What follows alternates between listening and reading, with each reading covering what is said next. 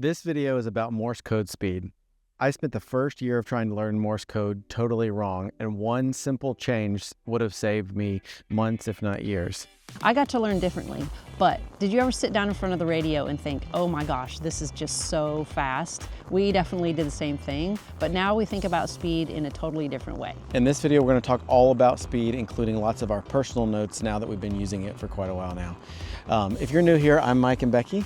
No, I'm not Mike and Becky. He's Mike and I'm Becky, and we're the ham radio duo. And the reason we make videos is we're having a lot of fun with Morse code and outdoor radio, and we film ourselves having fun in hopes that we can encourage you to be able to do the same. We're setting up for a Parks on the Air activation at one of our new favorite spots along the river. It's really beautiful here. Yes, and it's chilly today though. Yeah, so today we brought along with us this, it's called a Hotdevil by Blue Fire. And we're just going to give this a go and see if it keeps us warm while we're doing our Parks on the Air activation. And we were sitting here talking about Morse code speed and stuff like that, and thought it would be a good chance to just take a little break real quick and have a little fireside chat kind of thing about Morse code speed. Propane side chat. So there's something natural when you're thinking about learning Morse code is speed, like how fast can you get? And like that's a good thing. Like if you're a sports car, how fast they go, or learning how to run, how fast you go. For some reason, we always think speed is what measures how good you are, and then that's the ultimate goal. And if you take one thing away from this video, it's that speed only matters if the other person can understand what you're saying. Like the whole purpose of Morse code is to be able to communicate. And if the other person can't understand what you're saying, like the speed, it doesn't matter at all.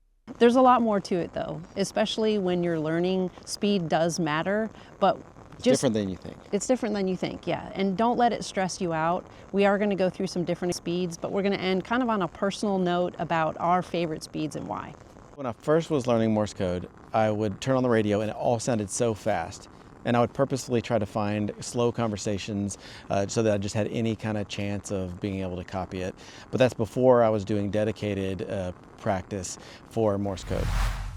We made a whole video dedicated just to learning, and I definitely would recommend checking that out if you want to dig into all the details. But one of the key takeaways is that when you're learning, you want to learn by sound.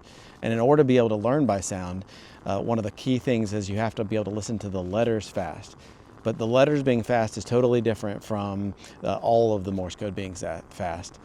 I think one of the things people say is, like, I've got all the letters, I'm doing it fast like I'm supposed to, but I listen and I get nothing. Yeah, and that's totally normal. So what you're trying to learn when you're learning the letters, you want to learn the sound of the letters. And again, more of that is in our other video that'll be in the description. But when you're learning, you might want to download an app like Morse Mania and set it for a fast character speed of, it sounds crazy, I know, like 25 words per minute or 30 words per minute. And that's because that's too fast for you to be able to count the dits and the das. So personally, I learned the wrong way. I learned by really slow Morse code because I thought I only really want to be able to do this pretty slow anyways. So why don't I learn that slow? And memorized all the dits and the das. And the problem is then every single time you're trying to decode Morse code, you have to then decompose it into the dits and das. It's like an extra step. You hear the dits and das and then you have to count it and then you think of the letter versus just you hear a sound and you think of a letter. Yeah. And we could do a whole video just on that, but the goal is to be able to learn to both receive and send Morse code just by sound. So listen to the letters fast so that you're paying attention to the sound of it, and then when you're sending Morse code, pay attention to trying to make that same noise that you learned when you're hearing it. This is where speed does matter. Speed does matter when you're learning, just so that you can make sure you're at that level that is high enough to where you are just hearing the sound of the letter. We have another friend that has a YouTube channel, and he said he really only wants to have conversations at 15 words a minute, so why learn any faster than that? But the difference is learning the characters fast is different than having that conversation. You do want to learn the characters fast so that when you hear that 15 words a minute, it's still easy, but it's hard to go the other way and learn slow and hear faster.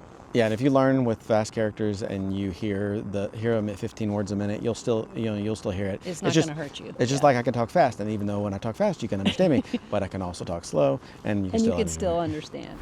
And the next part is just have fun. I know when I was learning Morse code, I was anxious to be able to get there, turn on the radio, you hear some Morse code, you're like, oh, why can't I copy that yet? Yeah. But You learn all of the letters and you think, oh, I should be able to hear all this and why can't I get the words? And that's okay. Don't stress out about it. Eventually you'll get there. Keep practicing the characters, start decreasing the space, you'll get there. And now that we're at the point where we can have conversational Morse code, we wish we could go back in time and tell the previous selves, just don't be anxious to get there. You'll get there. Enjoy every one of the little milestones. Like, I remember when I was going on a run, listening to other people doing Parks on the Air or POTA activations. Ed and Chantel, they were doing their POTA activations. And I was like, hey, I got it. I heard a state. I heard a state. And it was really exciting. And then eventually I was going on runs listening to the more POTA activations, like, hey, I'm hearing all the states. But I still couldn't get any call signs.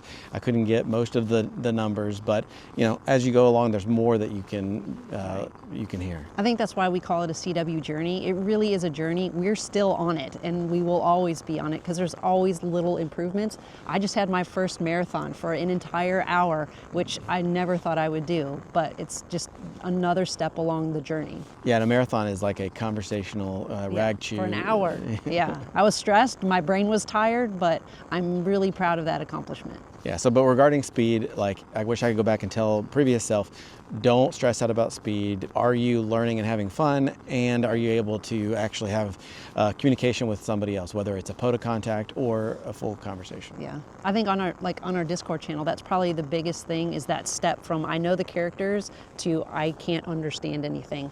There's definitely struggle in there, but you'll get there. In the spirit of just relaxing and enjoying the journey, we learned about the learning zone. That's a word that we learned from the CW Innovations class that we took, but basically embracing the fact that it's okay to not be able to copy all the letters. If you can copy 100% of the letters, then you're not learning anything new. And if you're missing a whole bunch of them, you're also not learning anything new. So you need to be in that sweet spot where you're not, you're getting at least half of them, but you're missing, maybe like 20% of them or so. Yeah. My brain is super competitive. And in the beginning, if I was missing stuff, I was mad. And I was like, okay, I need to be at a speed where I'm not missing. And that actually wasn't helpful. Like, you need to miss so that you're pushing yourself to get better. Yeah, but have fun and separate the, when you're practicing to try to learn and get better, where you're maybe pushing yourself and letting yourself miss, to you're on the air and you're talking to somebody, and go slow enough for you, go slow enough for them. Who cares? Just make that about communicating and not pushing the speed limit. And then some personal notes. Now that we have learned Morse code, we're always going to be learning. It's definitely a journey, but we can have conversational CW, have be comfortable long conversations. What things will we go back and tell our previous selves? Probably the biggest one for me is that there is a sweet spot that's a relatively slow speed, I think. When we first got started, I had no idea how fast I wanted to go. I would turn on the radio. I didn't even really know how fast it was. It just all sounded fast. Yeah. And for me, I think because I enjoy the straight key so much, I found my sweet spot naturally, because on a straight key comfortably, you're going to send between 15 to 18 words a minute. And that just, for me, is just a comfortable speed to send. I try to send my characters a little fast, but with enough space that I can understand it, he can understand it. And then someone coming back to me at that speed, it's really comfortable. So I know there are people who can send a lot faster than that, but for the vast majority of people, like, a nice, comfortable straight key speed is 15 to 18 words per minute. And there are a lot of people that are doing POTA at that speed, doing skcc at that speed. It is a nice, normal, conversational kind of sweet spot. And I never would have guessed that at the beginning. I kind of stumbled into the fact that we're having a lot of conversations at about 15 to 18 words per minute, and it's awesome. And there's a lot of other people to talk to at that speed. So if you're learning and you have no idea where you're going to land, just know there is kind of like this island out there, this little hill that you can stand on that's about that speed, and there's plenty of operators out there that are, and even if they are faster, they're going to slow down to help you copy because they want to be understood also. I'm actually nice and comfortable. This is working really well. I even took my gloves off because I was like, oh, my hands, this feels warm. Yeah, and in full transparency, they did give us this little heater as a gift, and when they mentioned it, we never would want to put anything on our channel or even spend time talking about it unless it's something we would actually want to get. Yeah, and I don't like the cold, so for me, I was like, heck yes, if I would want one anyways. We'll leave a link in the description below for this, but it is the Hotdevil by Blue Fire, and so far working really good. Yeah, we're going to do our full POTA here. I probably wouldn't last but 10 minutes without it, so far I like it. The one other thing that I would mention is that related to speed is also spacing. There's a little bit of controversy about Farnsworth learning and all that kind of stuff. I'm just going to totally sidestep that, and we can leave that for another day. Just think about yourself when you're copying somebody else. If there's a little bit of extra spacing, probably nobody's really going to complain, and especially while you're learning, just don't stress out about a little bit of spacing between the letters. And if you watch our other video about learning Morse code, then you'll learn all the details about why, like instant character recognition and then slowly decreasing that space between it can be magic for a lot of people, including me.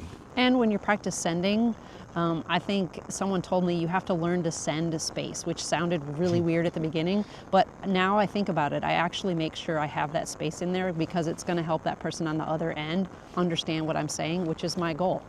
So there's a lot of different reasons to get excited about Morse code, and there are people who specifically focus on the speed, and that's a skill by itself to be able to send and receive fast and things like that.